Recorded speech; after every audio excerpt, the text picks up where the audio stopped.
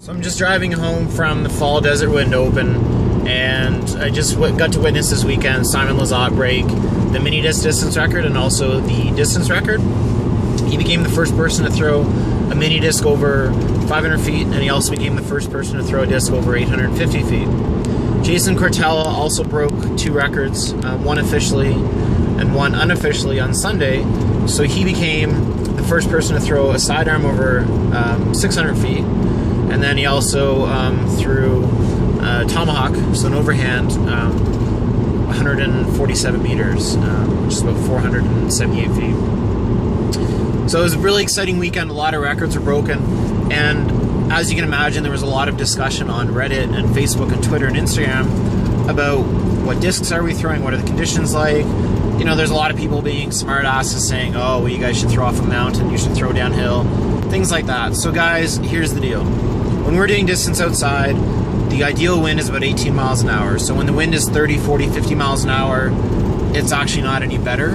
It's actually worse because the wind pushes the disc down, doesn't give the disc a chance to glide. And obviously when the wind is low, so when it's only a couple miles an hour, there's just not wind out there for the disc to glide on. So about 18 miles an hour is ideal. And for everyone who's suggesting that we shouldn't be doing it outdoors, that it should be indoors, well, there actually is an indoor distance record, okay? So it was set about 11 or 12 years ago by Dan Berman. It's on the WFDIF website. If you go to wfdif.org, you'll see the record for indoor distance. So everyone who's saying, you know, it's not legitimate, all this stuff, it is. There's an indoor distance record, there's an outdoor distance record, okay? So if you want to challenge it, go ahead, but just to kind of put it in perspective, so Simon, like I said, broke the distance record this weekend. He also unofficially holds the world record for the fastest throw ever, which is 144 kilometers an hour. So if you think you can challenge him, well, you know, the disc is coming out of his hand at almost 90 miles an hour, so 89.5 miles an hour.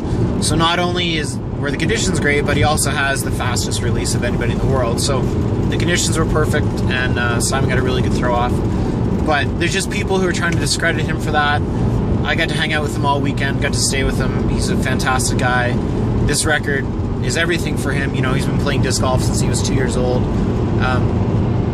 You know, he's been playing disc golf a lot longer than anybody has, and he's only 21, so he still has a lot of time left.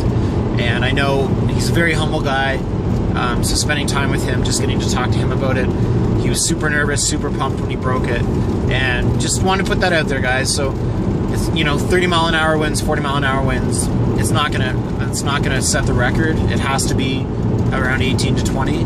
And also, you know, if we're trying to set a record where there's no wind at all, well, it's tough for that. Like, you know, everywhere you go, there's probably going to be a wind at some point. So, you know, we're traveling all over the country. I'm driving 21 hours each way to get there, you know, from Canada all the way just south of Las Vegas. So, you know, we're putting in a lot of time and money into this thing, and, you know, challenge it, you know, set it, you know, do it.